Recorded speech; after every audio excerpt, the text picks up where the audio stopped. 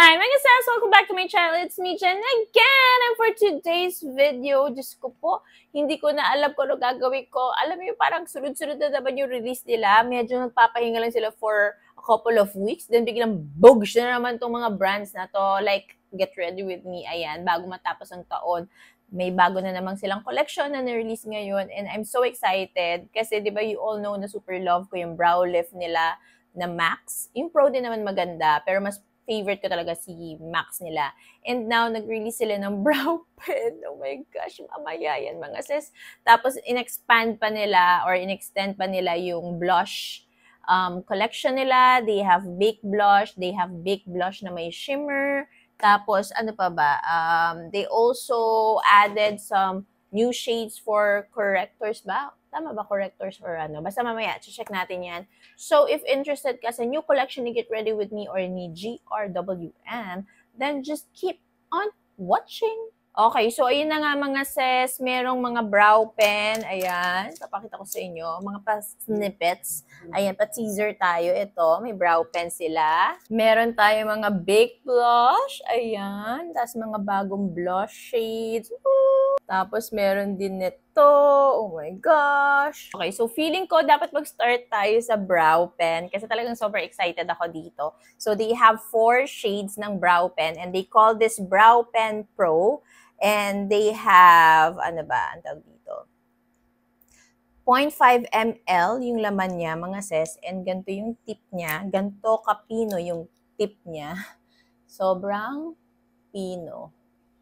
O, diba? So, isa-swatch na natin yan. Okay, so ito yung swatches niya mga sis. As you can see, sobrang pino niya. Okay, so this is coffee, this is peanut, this is ash, this is taupe. Ayan. So, sa brown side, si coffee, si peanut. Then, sa mga medyo black to ash is si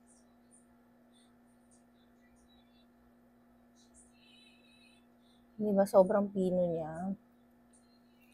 Grabe. Tapos, budge and smudge proof. Pag nag-set na. O, diba? Bongga. Okay, mga sis, nauna na sa TikTok. Tag-isa kayo eh. TikTok and then si YouTube dito sa isang kilay. Pero, ayan na mga sis. Tignan nyo ah. Tarad! Ang ganda! Sorry. Ang gamit ko dyan is taupe and ash, mga sis. Kasi, mas more on sa black and grayish side ako compared sa brown. Kasi parang pag brown kasi sa akin, since black na black yung buhok ng kilay ko, eh, ang tawag dito, hindi siya bumiblend in, ganon. So anyways, ayan, papakita ko sa inyo kung paano ko ginawa yan. Siyempre sa kabilang kilay. So I'll be using si taupe muna sa outer part ng ating kilay. Okay?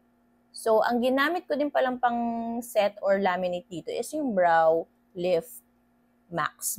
Nag-isip kong Pro or Max eh. Ano tayo, Max. Super pino niya mga sis.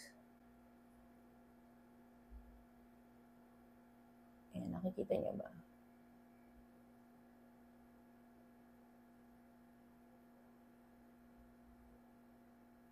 Oh, diba?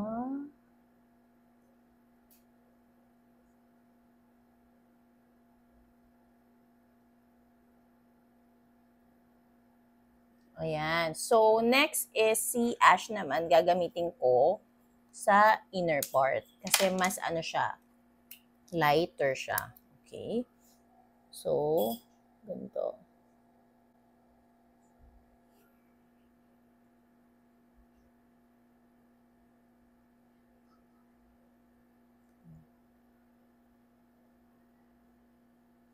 Right-handed lang dapat.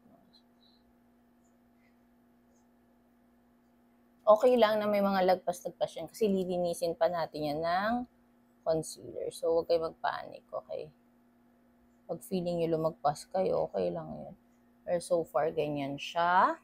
So, ayan siya, mga sis. In fair, ang bogs. I love it. I love it na agad. I love it na. Oh my gosh. So, ang shades ko is ash and taupe. Then, kapag nasa brown shade or lighter shade kayo ng kilay nyo, then go for coffee and peanut, mga sis. This is 349 pesos, mga sis, 4 shades, and then, ano pa ba, 0.5 ml, water and budge resistant formula siya, matte finish, mga sis, long wearing, and ano pa ba, micro brush tip siya. Nakita niyo naman, diba? So, dito na tayo sa exciting part nila, mga sis. This is their Baked Blush with Shimmer.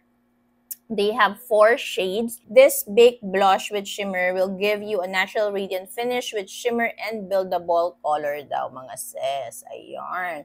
So, i-swatch na natin. Okay, so these are the swatches. This is Saturn. This is Mykonos. This is Venus. And this is Mars. Ayan. These are the swatches. Okay, mga sis. So, let's start si Saturn dito sa ating, try natin siya sa cheeks natin. Hindi ko na alam kung paano natin pagkakasyahin sa mukha ko, pero kailangan. Ang dami pa, parang mga ilang shades pa yun nandito na ibang blush. Pero anyway, si Saturn muna tayo. Okay. Saturn. Ayan siya. Parang pang holiday yung mga gantong shades, no?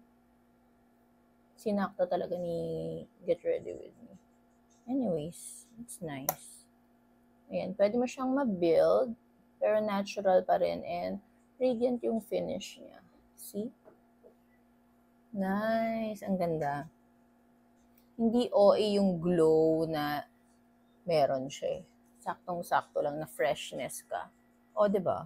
Ang ganda din ng pagka-shade niya. Perfect talaga pang holiday. Kahit hindi holidays. Ang ganda. I love it. Okay, next naman is si Mykonos. This one. Parang actually, pag tinitignan ko silang etong dalawa, si Mykonos, pati itong si Saturn, parang feeling ko parang dikit lang sila ng itsura. Pero let's see. So, this is Mykonos. Yeah, parang feeling ko magkadikit lang talaga sila. Kahit dito ba? Oo, no, pati dito parang halos magkadikit sila.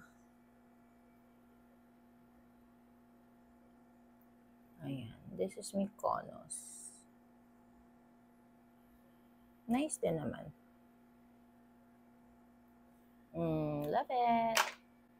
Very, lang siya, refreshing siya na blush. Okay, so kakalagay ko lang ulit ng bagong foundation. Binura ko muna yung kanina para talaga maswatch natin isa-isa para sa inyo, mga sis. Ang hirap, pero kailangan. So, we'll try si Venus naman. Excited ako dito kay Venus kasi pink na pink siya. So, let's see kung paano siya sa... Ay, very pabebe. Pabebe siya. Ayan, ganyan siya, mga sis. Ganyan siya, Venus siya. Sarot. May glow siya. Ayan. Kung tatanungin nyo kung same ba siya ni NARS, hindi. Ayan. NARS, diba? They're very subtle, tapos medyo mas glowy siya. Kitang-kita mo yung pero hindi OA na glow, Ayan. Hindi ka na mag-highlighter dito, mga sis. So, this is Venus. Okay, then last, for the Baked Blush with Shimmer is this one, si Mars. Si Mare. Mars. So, ayan. Gamitin na natin. Ito yung parang darkest. Ooh.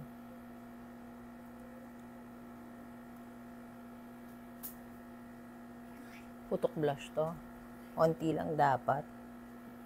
Pero yeah, ayan siya. Ganda din. Pag gusto mo yung maroon na atake yung blush mo, ganyan siya, mga sis. Pero naparami ata ako. Ayan, medyo kalmado natin siya ng konti. Mas parang grabe yung nito kasi darker yung shade niya. Pero ganyan siya. Dahan-dahan lang kayo pag kay Mars. Pero ayan siya, very nice din. Diba? So, for this one, I think ang pinaka-favorite ko is itong dalawa kasi parang magkamukha lang naman sila. Si Mykonos and si Saturn. So, baka kay Saturn na lang ako kasi siya yung nauna. Pero yun, maganda siya. Tapos kapag gusto mo yung parang blush na may... Actually, ganun silang lahat para siyang blush na may highlighter na siyang kasama. Ayan siya, mga sis. Very subtle lang. Hindi OA yung glow na binibigay niya na parang mukha ka nang nagmamantika or parang may nilagay ka sa pagmumukha mo na kumikinang-kinang. Hindi siya ganun. Very subtle and very freshness lang siya. And I like it. Then mga sis, meron pa silang Bake Blush na 3 shades. Ayan. Sa swatch ko din yan for you. So these are the swatches. This is Luna, Hera, and Sola. Ayan. Mas ano siya, onting-onti lang. Actually, mas shimmer talaga kasi yung isa, di ba? With shimmer kasi yun. Pero ito may onting glow lang siya. Ayan. Kita nyo. Bake blush din to. Okay, so let's try first si Luna. Parang ito yung lightest talaga nila. Let's see if nice ba ito sa aking cheeks as a blush. Parang mas ano siya. May onting, hindi naman sobrang powdery. So, sakto lang.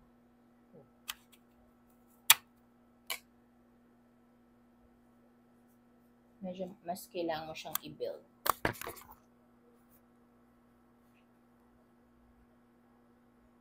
Parang mga nakatatlong ano na ako. Ganto, deep. And, ayan siya. Parang, hindi masyado for me yung gantong blush. Kasi, di ba may onting shimmer siya. Parang na, ano yung pores ko, no? Pero, ayan. Ganyan siya. Maganda pa naman yung shade niya. Pero, sakto lang siya. Ganyan maganda siya pag malayo. Pero, dito sa mirror, pag lumapit na ako, parang medyo mas na-emphasize niya yung pores ko. Kanina naman dun sa isa hindi. So, ayan. Nakailang dip na ako dito. Siguro parang naka-5 para ma-achieve yung ganyan. Very subtle lang talaga siya. So, this is Luna. Okay. Then, let's try yung second to the lightest. This is Sola. Oh, mas parang nude pink to. I like this. Much better sa akin si Sola. Ganda.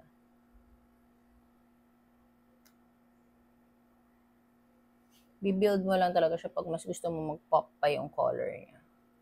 Pero if gusto mo yung very subtle lang, okay lang mga 2-3 dip carry na. Ayan. So, this is Sola. This is Luna.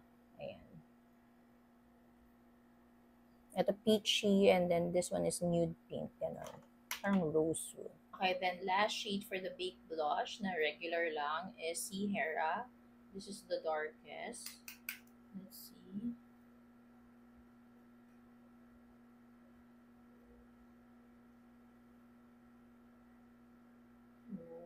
Ito yung parang maroon, ganun. Maroon, pa ulit. Ganyan siya. Very nice. I like this shade din. Maganda siya. It's nice. Nice. Okay, then last for the blushes, ito yung kanilang pressed blush. Meron na talaga sila nito, in-extend lang nila yung kanilang shade range, mga sis. They added 5 more shades. And actually, itong 1, 2, 3, 4, medyo parang light na siya sa akin. So, I'm not sure if itatry pa ba natin siya. Kikita pa kaya siya sa akin. So, I'll try Shilo. Shilo ba tawag yun? Shilo ata. Shilo. Anyways, try natin kung kikita pa ba siya sa akin. Parang peachy siya. Ganyan. Or pang brightening na lang yung ganito. Hindi na siya masyadong kita sa akin. Ayan. Ganyan si Shilo. Shilo. Ayan.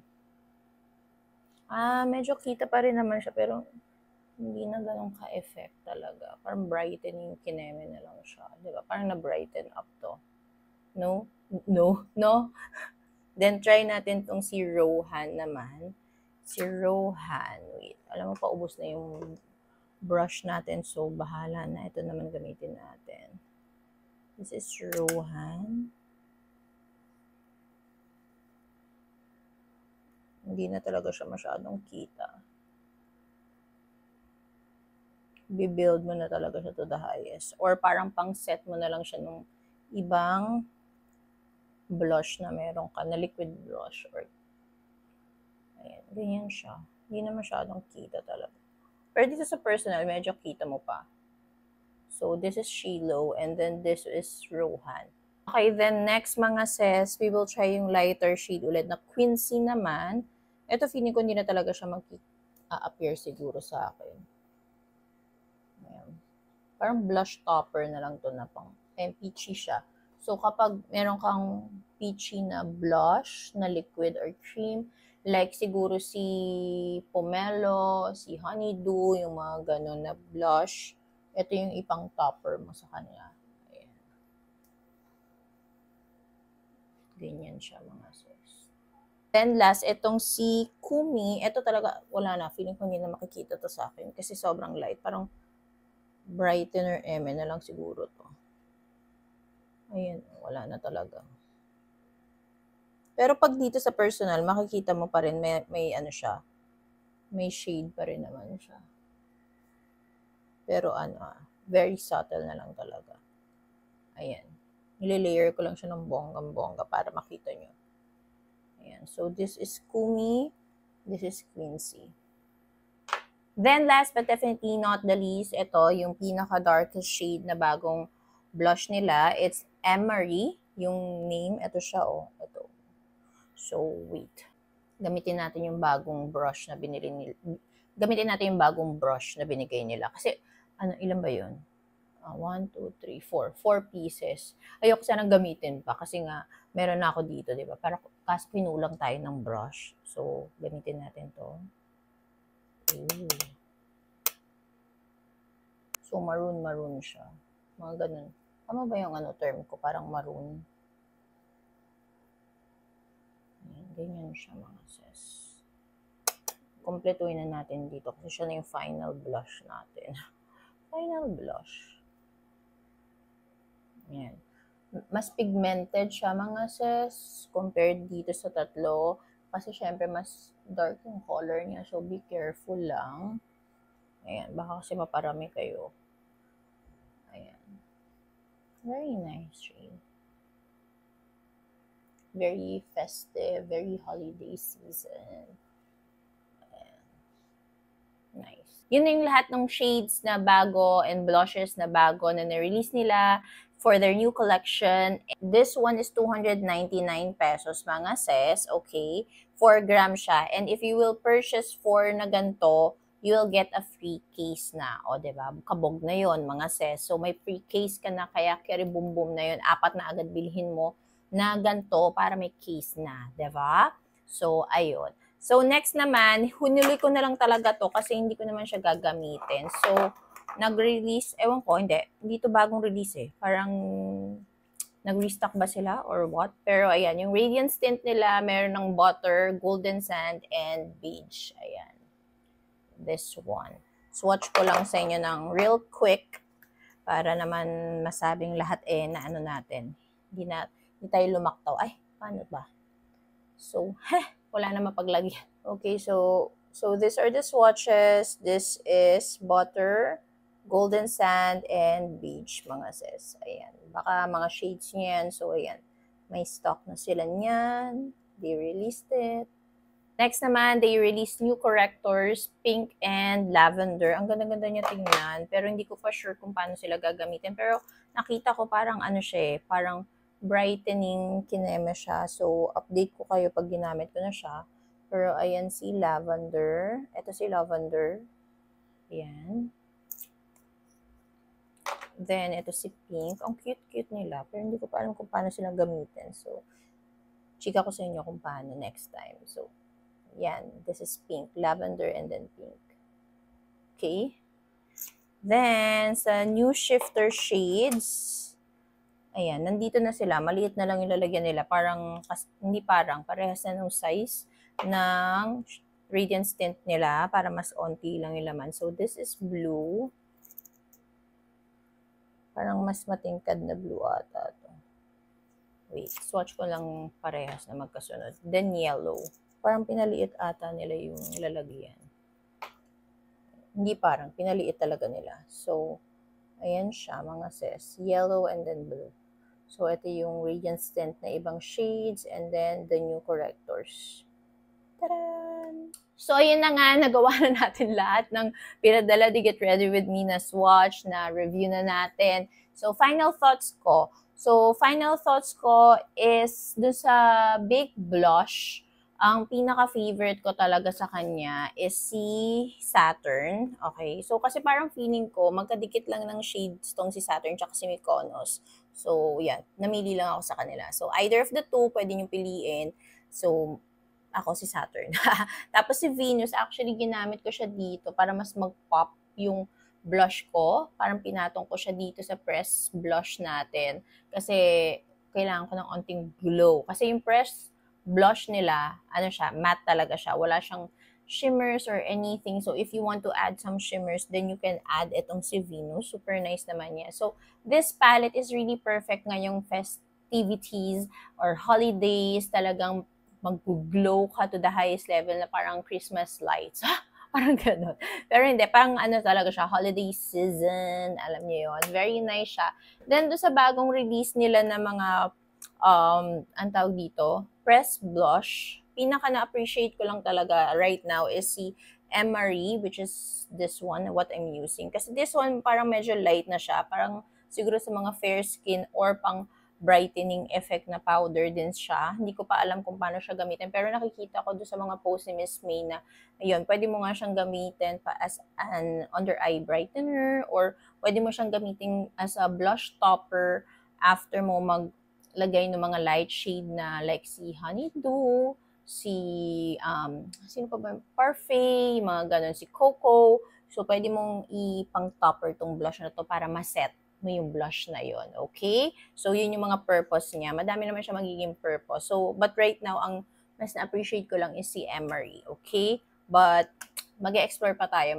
Mag-blush combo tayo very soon sa Instagram and also sa TikTok para mas ma-appreciate natin yung bagong shades ng press blush ni Get Ready With Me, okay? Tapos yung sa tatlong regular or original, ganun ba dapat? Regular baked blush, ang pinaka nagustuhan ko actually is si Hera. Siya yung mas, hindi pala si Hera, si Sola. Ito, si Sola, mas na-appreciate ko siya. But the rest of the shades, itong two shades, nice din naman siya. Depende na lang siguro sa skin tone or undertone mo. So for me, for the blushes, I think I recommend na, yun nga, 4 agad yung shades na bilhin nyo. Kasi mix and match yun naman siya para may free case ka na din talaga, 'di ba? So mas nakaka-happy yun pag naka-case na mga sis, 'di ba?